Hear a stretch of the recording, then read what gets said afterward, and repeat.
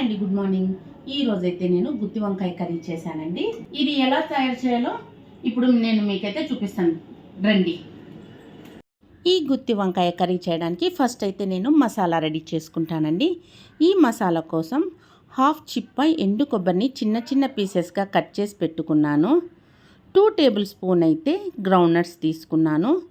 1½ spoon ధనియాలు, 10 red chillies, తెల్ల నువ్వులు, groundnuts equal quantity, same 2 table spoon అయితే నువ్వులు కూడా తీసుకున్నాను.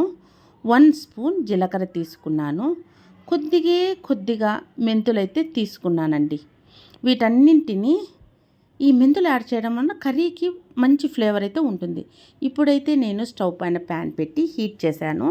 హీట్ చేసిన తర్వాత ఈ మసాలా దినుసులన్నిటినీ ప్లేస్ చేసి నిదానంగా లో ఫ్లేమ్లో ఫ్రై చేశాను. చూసారా ఎంత బాగా ఫ్రై అయిపోయాయో. ఇప్పుడైతే వీటిని నేను చల్లార్చి వీటన్నింటినీ మిక్సీ జార్లోకైతే ప్లేస్ చేసుకుంటున్నాను. ప్లేస్ చేసుకుని ఇందులోకి 1 బిగ్ సైజ్ ఆనియన్ పీసెస్ వేశాను. ఆనియన్ పీసెస్తో పాటు రుచికి సరిపడా సాల్ట్ వేసిన తర్వాత 3 చెక్క 4 లవంగా పీసెస్ అయితే యాడ్ చేస్తున్నాను. కొద్దిగా టర్మరిక్ యాడ్ చేశానండి. ఇందులోకి జాస్తి అయితే వాటర్ యాడ్ చేసి గ్రైండ్ చేయకూడదు. కొద్దిగా వాటర్ యాడ్ చేసి, చూడండి ఇక్కడ నేను చూపిస్తున్నంత వాటర్ యాడ్ చేసి ఈ విధంగా ఈ కన్సిస్టెన్సీ వచ్చేలాగా మనమైతే మిక్సీ పట్టుకోవాలండి. మిక్సీ పట్టేసిన తర్వాత నేను దీన్ని సపరేట్ చేసి ఈలోపు వంకాయలన్నింటినీ నీట్గా కడుక్కొని మీడియం సైజు స్మాల్ సైజులో అయితే నేను తీసుకున్నానండి. నీట్గా కడుక్కొని వాటిని ఇక్కడ నేను చూపిస్తున్నాను కదా అదే విధంగా కట్ చేసి పెట్టుకోవాలండి. అన్ని వంకాయలని కట్ చేసుకొని సాల్ట్ వాటర్లో అయితే ప్లేస్ చేసుకోవాలి. ఎందుకంటే ఈ వంకాయలని సాల్ట్ వాటర్లో యాడ్ చేయడం వలన అవనేది కలర్ చేంజ్ అవ్వదు. చూసారా, నేను అన్నింటినీ ఈ విధంగా సాల్ట్ వాటర్లోకి యాడ్ చేసుకుంటున్నాను. మనం ముందుగానే రెడీ చేసి పెట్టుకున్నాం కదండి పేస్టు.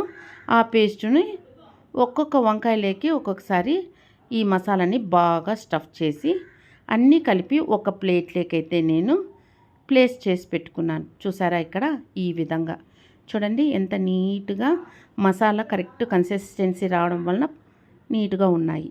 ఇప్పుడైతే మిగిలిన మసాలా ఉంటుంది కదా అందులోకి ఇంకొంచెం వాటర్ యాడ్ చేసి సపరేట్ అయితే పెట్టుకున్నాను. స్టవ్ పైన కడాయి పెట్టి ఇక్కడ చూపిస్తున్న గెంటెతో అయితే 3 గంటలు అయితే నేను ఆయిల్ వేసానండి. వంకాయ కర్రీకి కొద్దిగా ఆయిల్ అయితే ఎక్కువ పడుతుంది.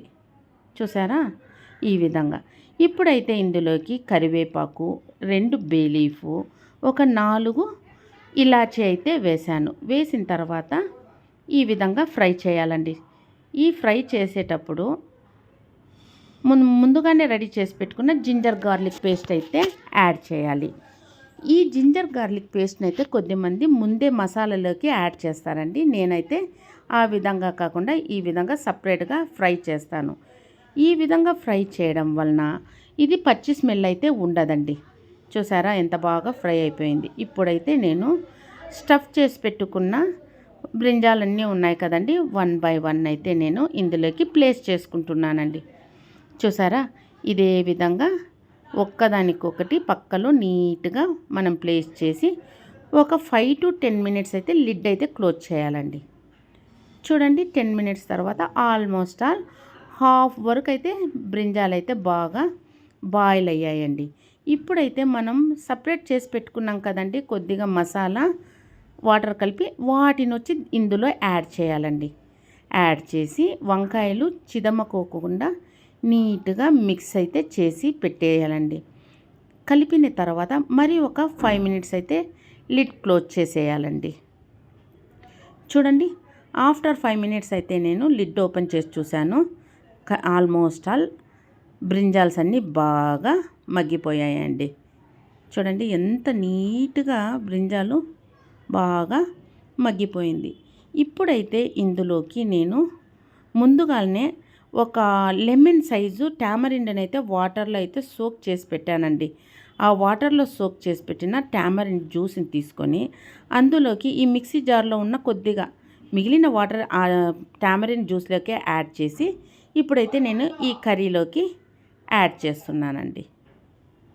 ఈ టామరిన్ జ్యూస్ యాడ్ చేసిన తర్వాత మరి కర్రీ అంతా నీట్గా మిక్స్ చేసేసి చూడండి, ఈ విధంగా ఒకదానికి ఒకటి ఇది కాకుండా నిదానంగా కలిపేసి లిడ్ క్లోజ్ చేయాలి. ఈ లోపు అయితే నేను సపరేట్ దీంట్లో అయితే కొద్దిగా కస్తూరి మేతిని తీసుకొని లో ఫ్లేమ్లో అయితే ఫ్రై చేస్తున్నానండి. ఈ కస్తూరి మేతిని లో ఫ్లేమ్లో ఫ్రై చేసి అది క్రష్ చేసి కర్రీలో అయితే యాడ్ చేయాలండి. ఈ విధంగా ఇక్కడ నేను చూపిస్తున్నాను కదా, అదే విధంగా కర్రీలో యాడ్ చేయాలండి. ఈ కస్తూరి మేతి యాడ్ చేయడం వలన కర్రీ మరి కొద్దిగా ఫ్లేవర్ అయితే బాగుంటుందండి. స్మెల్ ఆ అరోమా ఉంటుందండి, చాలా బాగుంటుంది. చూడండి, ఈ విధంగా కలిపి పెట్టుకోవాలి. ఇంతేనండి, సింపుల్. మనకైతే బ్రింజాల్ కర్రీ రెడీ అయిపోయిందండి. చూసారా? మీరు ఒకసారి ట్రై చేయండి. మీకు నచ్చితే నాకైతే కామెంట్ చేయండి. ప్లీజ్ ఈ వీడియో మీకు నచ్చినట్లయితే లైక్ చేయండి, షేర్ చేయండి, subscribe my channel. Thank you.